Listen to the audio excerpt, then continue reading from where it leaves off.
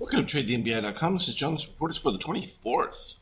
Well, cyan under red is always a buy on the DOC. We don't even really have to question that. The only thing we look at sometimes is when we have a cross from above of steel and then back below as a point where we might see a little bit of weakness, which usually happens.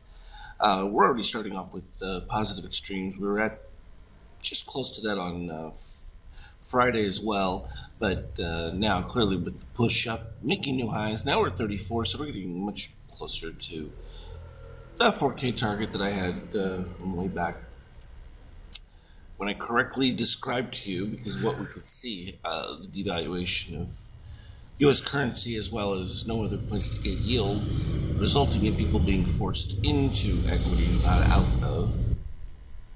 And then turning to the NASDAQ, likewise, same situation with rising steel here coming up above the cyan, which still is well under red and rising red as well. And we saw this with the histograms. The interesting part about this is now that we've made the new highs, we're starting a new run on the shakeout. That's going to need to eclipse the previous run in order for it to maintain itself. So we'll just keep an eye out for that. But overall, it still looks decent. The euro having retraced back to the 76%, doing just fine right there.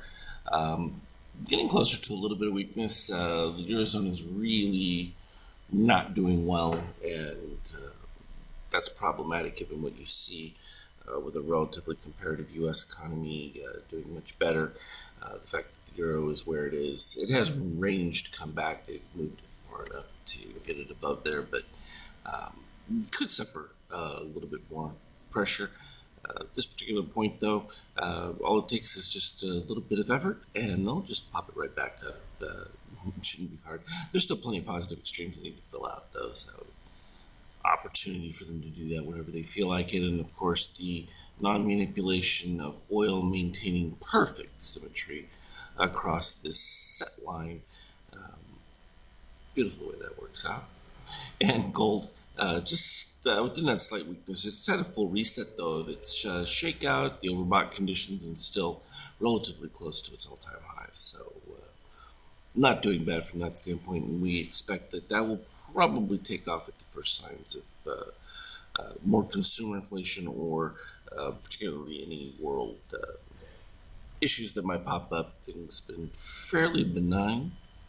Interestingly enough, it's here we look at it from a 5K standpoint.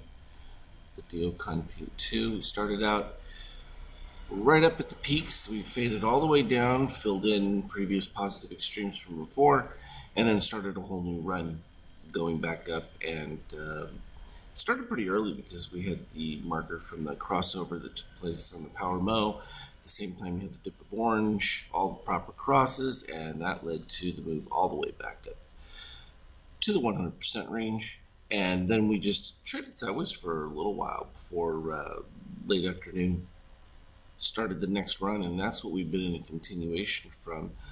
We do have a single positive extreme from back there, but in the latest run, the more relevant ones are going to be, these have already been filled back in, but right up here in the just about 3,400 range.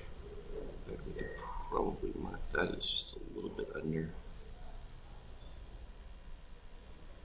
and that should be the target range. There's still plenty of other ones that go in between, but that gives you the base point, and then you have the next one that runs off as we move across over here. Each of these is a potential candidate for that retrace, but with that steel so far down, you're in pretty good shape.